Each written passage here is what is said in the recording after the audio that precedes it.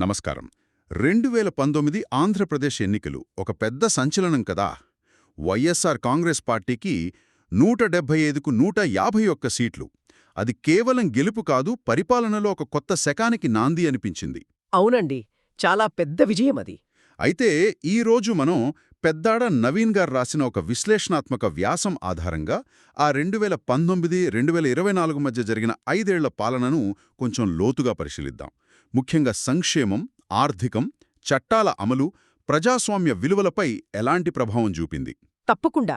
ఆ వ్యాసం ప్రకారం చూస్తే 2019 తీర్పు చాలా స్పష్టంగా అభివృద్ధి కంటే కూడా ప్రత్యక్ష సంక్షేమానికి ప్రజలు ప్రాధాన్యత ఇచ్చారని చెప్తుంది. ఓహో. అవును, ఈ తీర్పే నవరత్నాలు అనే 9 సంక్షేమ హామీల అమలుకు దారితీసింది. మరి వాటిని ప్రజలకు చేర్చడానికి ఒక కొత్త పరిపాలనా వ్యవస్థ కూడా వచ్చింది. అయితే ఇదే విశ్లేషణలో ఈ ప్రయాణమంతా సులభంగా సాగలేదని, కొన్ని సవాళ్లు, వివాదాలు కూడా తలెత్తాయని ఉంది కదా. నిజమే. ముఖ్యంగా రాష్ట్ర ఆర్థిక పరిస్థితి మీద, చట్టబద్ధ పాలన మీద, ప్రజాస్వామ్య సంస్థల పనితీరు మీద ఇలా అనేక ప్రశ్నలు లేవనెత్తింది ఈ వ్యాసం. సరే, అయితే ముందుగా ఆ పాలనకు గుండికాయలాంటి నవరత్నాల గురించి మాట్లాడుకుందాం. అమ్మఒడి, పెన్షన్ల పెంపు, రైతు భరోసా అంటే దాదాపు పాలనంతా వీటి చుట్టూనే నడిచిందా? ఖచ్చితంగా. పాలన మొత్తం దానిమీదే ఫోకస్ అన్నమాట. మేనిఫెస్టోను ఒక పవిత్ర గ్రంథంలా భావించి అమలు చేస్తామని ముఖ్యమంత్రిగారు చెప్పడమే దీనికి నిదర్శనం. మరి ఇంత పెద్ద సంక్షేమ కార్యక్రమాలను అమలు చేయడానికి ఉన్న వ్యవస్థ సరిపోలేదా? అంటే ప్రభుత్వం కేవలం ఉన్న బ్యూరోక్రసీపై ఆధారపడలేదు. ఇక్కడే కొత్త వ్యవస్థ వచ్చింది. అదేనా గ్రామ వార్డు సచివాలయ వ్యవస్థ? అవును, సరిగ్గా అదే. లక్షలాది మంది వాలంటీర్లు, సచివాలయ సిబ్బంది, వీళ్ల ద్వారా ప్రభుత్వ సేవలను నేరుగా ప్రజల దగ్గరకే తీసుకెళ్లాలనేది ఆలోచన. ఆ వ్యాసకర్త దీన్ని పరిపాలనలో విప్లవాత్మక మార్పు అని కూడా అన్నారు. విప్లవాత్మక మార్పు బానే ఉందే, కాని దీనిపై విమర్శలు కూడా ఉన్నాయా? ఉన్నాయి. అంటే ఇది సాంప్రదాయ బ్యూరోక్రసీని పక్కన పెట్టి నేరుగా ముఖ్యమంత్రి కార్యాలయానికి అంటే సీఎంఓకి రిపోర్ట్ చేసే ఒక సమాంతర వ్యవస్థగా మారిందని విశ్లేషణలో పేర్కొన్నారు. ఓ, సమాంతర వ్యవస్థ. సరే, ఇక ఆర్థిక విషయాలకు వద్దాం. ఇక్కడ కొంచెం భిన్నమైన పద్ధతి ఫాలో అయినట్టున్నారు కదా. ప్రజల చేతుల్లోకి నేరుగా డబ్బివ్వడం, డీబీటీ, దాని ద్వారా వినియోగం పెంచి ఎకానమీని నడపాలని. అవునండి, దాన్ని వినియోగం ఆధారిత వృద్ధి నమూనా అంటారు. సాధారణంగా పెట్టుబడుల ద్వారా వృద్ధి సాధించాలని చూస్తారు కదా. అవును. ఇక్కడ అలా కాకుండా ప్రజల కొనుగోలు శక్తిని పెంచడంపై దృష్టి పెట్టారు. కాని నవీన్ గారి విశ్లేషణ ప్రకారం దీనికి రాష్ట్రం చాలా చాలా భారీ మూల్యం చెల్లించాల్సొచ్చింది. రాష్ట్ర అప్పులు విపరీతంగా పెరిగిపోయాయి. ఎంత పెరిగాయి అంటే అంకెలు ఎలా ఉన్నాయి? ఆందోళనకరంగా ఉన్నాయా? చాలా ఆందోళనకరంగా ఉన్నాయని విశ్లేషణ చెప్తోంది. 2019లో సుమారుగా 2.5 లక్షల కోట్లు ఉందనుకుంటే. 2.5 లక్షల కోట్లు? అవును. అది 2024 నాటికి బడ్జెట్ వెలుపల రుణాలు అంటే ఆఫ్ బడ్జెట్ బారోయింగ్స్ అంటారు కదా, వాటిని కూడా కలుపుకుంటే దాదాపు 10 లక్షల కోట్లకు చేరిందని కొత్త ప్రభుత్వ ఆరోపణల ఆధారంగా ఈ విశ్లేషణ అంచనా వేసింది. 10 లక్షల కోట్లా? నమ్మశక్యంగా లేదు. ఈ ఓబీబీస్ అంటే ఏమిటి? వాటితో సమస్య ఏంటి? సాధారణంగా ప్రభుత్వాలు ఎంత అప్పు చెయ్యాలో ఎఫ్ఆర్బిఎం అనే చట్టం కొన్ని పరిమితులు పెడుతుంది కదా. అవును, తెలుసు. ఆ పరిమితులు దాటడానికి ప్రభుత్వ కార్పొరేషన్ల పేరుతో రుణాలు తీసుకుని వాటికి ప్రభుత్వం గ్యారంటీ ఇవ్వడమన్నమాట. ఇవి అధికారిక బడ్జెట్లో కనిపించవు. ఓ, అంటే లెక్కల్లో కనిపించవన్నమాట. అంతే. 2024 నాటికి ఇలాంటి ఓబీబీస్ మాత్రమే సుమారు 5 లక్షల కోట్లు ఉండొచ్చని అంచనా. దీనివల్ల రాష్ట్ర అసలు ఆర్థిక పరిస్థితి ఏంటో బయట తెలియట్లేదు, పారదర్శకత లోపించింది, ఇది చట్టస్ఫూర్తికి కూడా విరుద్ధమని విమర్శలొచ్చాయని వ్యాసంలో ఉంది. సరే, అప్పులు పెరిగాయి. మరి ఆ డబ్బు దేనికి ఖర్చు పెట్టారన్నది కూడా ముఖ్యమే కదా. అక్కడే అసలు విషయముంది. ఈ విశ్లేషణలో ఇచ్చిన గణాంకాలు చూస్తే 2014-19 మధ్య చేసిన అప్పుల్లో దాదాపు 60% మూలధన వ్యయానికి వెళ్ళింది. మూలధన వ్యయమంటే? అంటే భవిష్యత్తులో ఆదాయాన్నిచ్చే ఆస్తులు, రోడ్లు, పోర్టులు, ప్రాజెక్టుల నిర్మాణం లాంటివి. కాని 2019-24 మధ్య తీసుకున్న అప్పుల్లో కేవలం 22.5% మాత్రమే మూలధన వ్యయానికి కేటాయించారు. అబ్బా, అంటే కేటాయింపులు భారీగా పడిపోయాయన్నమాట. మరి ఆ కేటాయించినదైనా పూర్తిగా ఖర్చు చేశారా? అదీ లేదు. అసలు సమస్య అక్కడే ఉంది. ఉదాహరణకు 2022-23లో మూలధన వ్యయానికి 30,000 కోట్లకు పైగా కేటాయిస్తే 30,000 కోట్లు! అవును, కాని వాస్తవంగా ఖర్చు చేసింది కేవలం 7,200 కోట్లు మాత్రమే. అంటే కేటాయింపుల్లో 4వ వంతు కూడా లేదు. అయ్యో, దీనివల్ల ఏం జరిగింది?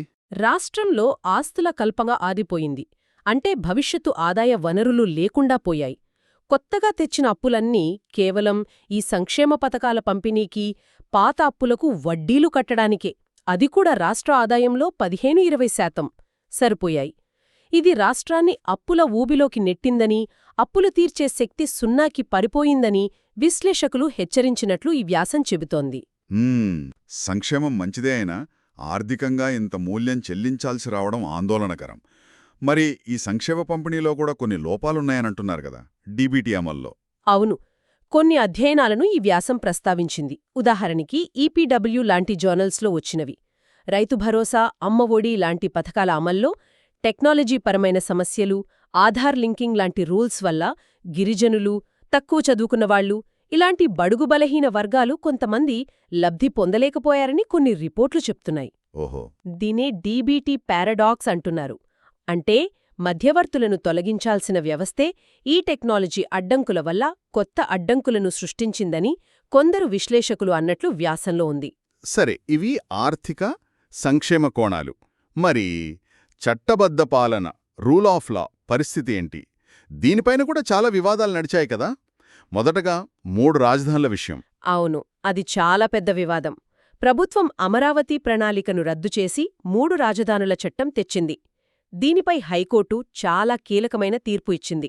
ఏమని? రాజధానిపై చట్టం చేసే అధికారం అసెంబ్లీకి లేదని, అమరావతిని ప్లాన్ ప్రకారమే అభివృద్ధి చెయ్యాలని ఆదేశించింది. ప్రభుత్వం దీన్ని న్యాయ వ్యవస్థ అతిజోక్యం అని, సమాఖ్య స్ఫూర్తికి విరుద్ధమని విమర్శించింది. సుప్రీంకోర్టుకు వెళ్లారు కదా. వెళ్లారు. సుప్రీంకోర్టు ఆ టైంలైన్పై స్టే ఇచ్చింది, కానీ కొన్ని కీలక వ్యాఖ్యలు చేసింది. కోర్టులు టౌన్ ప్లానర్లు కాలేవు అని, హైకోర్టు ఆదేశాలు కొంతవరకు అధికారాల విభజనను అతిక్రమించినట్లు అనిపిస్తున్నాయని వ్యాఖ్యానించింది. మరి అంతిమంగా ఏమైంది? 3 ఏళ్ల పాటు ఇదే నడిచింది కదా. అవును, ఫలితమేంటంటే అమరావతిలో 1,000 కోట్ల పెట్టుబడులు, ప్రాజెక్టులు ఆగిపోయాయి. విశాఖపట్నం కార్యనిర్వాహక రాజధాని కాలేదు. కర్నూలు న్యాయ రాజధాని కాలేదు. రాష్ట్రం 5 ఏళ్లు ఒక రకమైన పరిపాలనా పక్షవాతంతో మిగిలిపోయింది. ఇది ల్యాండ్ పూలింగ్ రైతులతో చేసుకున్న ఒప్పందాన్ని ఉల్లంఘించడమే కాదు, ఒక రకమైన రాజ్యాంగ సంక్షోభానికి దారితీసిందని కూడా విశ్లేషణలో ఉంది. తర్వాత విద్యుత్ కొనుగోలు ఒప్పందాలు, పీపీఎస్ రద్దు ప్రయత్నం కూడా పెద్ద దుమారం రేపింది కదా. అవును, గత ప్రభుత్వ హయాంలో కుదుర్చుకున్న ముఖ్యంగా సోలార్ విండ్ పవర్ పీపీఎస్ను సమీక్షించి ధరలు తగ్గిస్తామని ప్రభుత్వం ప్రకటించింది. ఇది సహజంగానే పెట్టుబడిదారుల్లో తీవ్ర ఆందోళన కలిగించింది. కేంద్ర ప్రభుత్వమే జోక్యం చేసుకుంది. కేంద్రం ఏమంది? కేంద్ర మంత్రి లోక్సభలోనే చెప్పారు, ఇది పెట్టుబడిదారుల్లో తప్పుడు సంకేతాలు పంపుతుందని. ఒప్పందాల పవిత్రత, శాంక్టిటీ ఆఫ్ కాంట్రాక్ట్స్ పాటించాలని కేంద్రం, కోర్టులు కూడా సూచించాయి. ఈ చర్య మొత్తం రాష్ట్రంలో పెట్టుబడుల వాతావరణాన్ని బాగా దెబ్బతీసిందని ఈ వ్యాసం విశ్లేషించింది. ఇక అందరినీ, ముఖ్యంగా రైతులను బాగా భయపెట్టిన భూహక్కు చట్టం, ల్యాండ్ టైటిలింగ్ యాక్ట్, దాని గురించి చెప్పండి. ఆంధ్రప్రదేశ్ భూహక్కు చట్టం 2022. దీని అసలు ఉద్దేశ్యం మంచిదే అని ప్రభుత్వం చెప్పింది. భూ రికార్డులను డిజిటలైజ్ చేసి యజమానులకు స్పష్టమైన గ్యారంటీ టైటిల్ ఇవ్వాలని. వినడానికి బానే ఉంది. మరి సమస్య ఎక్కడొచ్చింది? చట్టంలోని కొన్ని నిబంధనలు ప్రజల్లో తీవ్ర భయాందోళనలు రేకెత్తించాయి.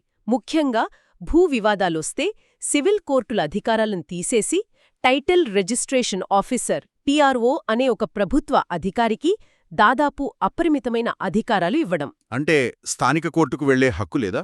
లేదు. ఆ చట్టం ప్రకారం టీఆర్ఓ ఇచ్చిన తీర్పు నచ్చకపోతే బాధితులు నేరుగా హైకోర్టుకు వెళ్లాలి.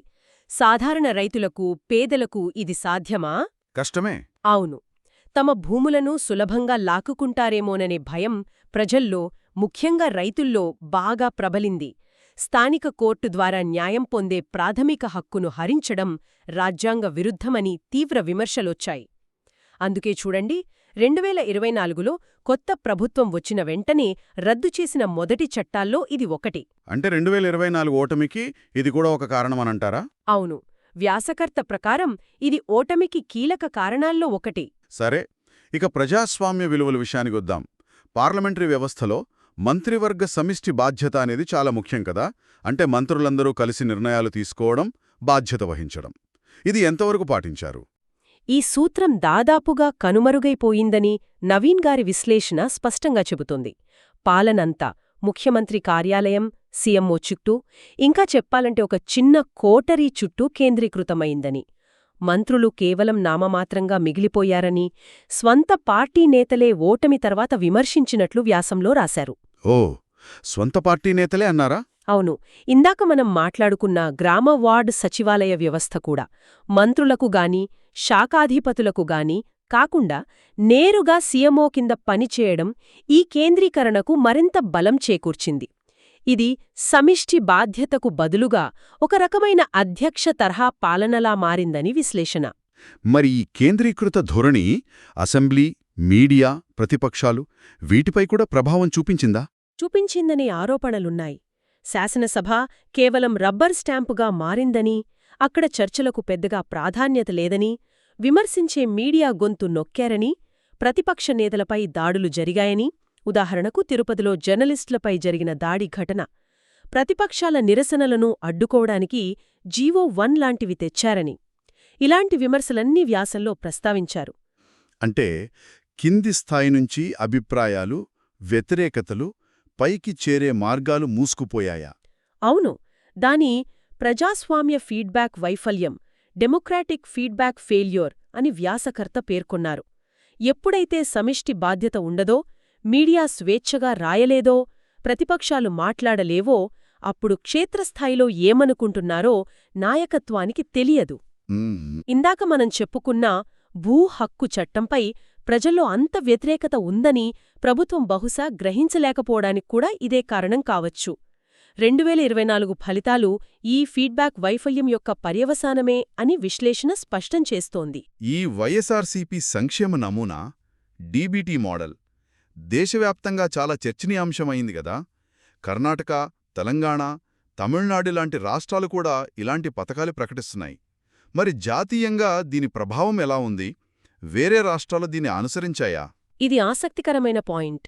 ఈ విశ్లేషణ ప్రకారం వైఎస్ఆర్సీపీ నమూనా ఇతర రాష్ట్రాలకు ఒక మోడల్గా కంటే ఒక హెచ్చరిక, కాషనరీ టేల్గా ఎక్కువ పనిచేసింది. హెచ్చరికగానా? ఎందుకు?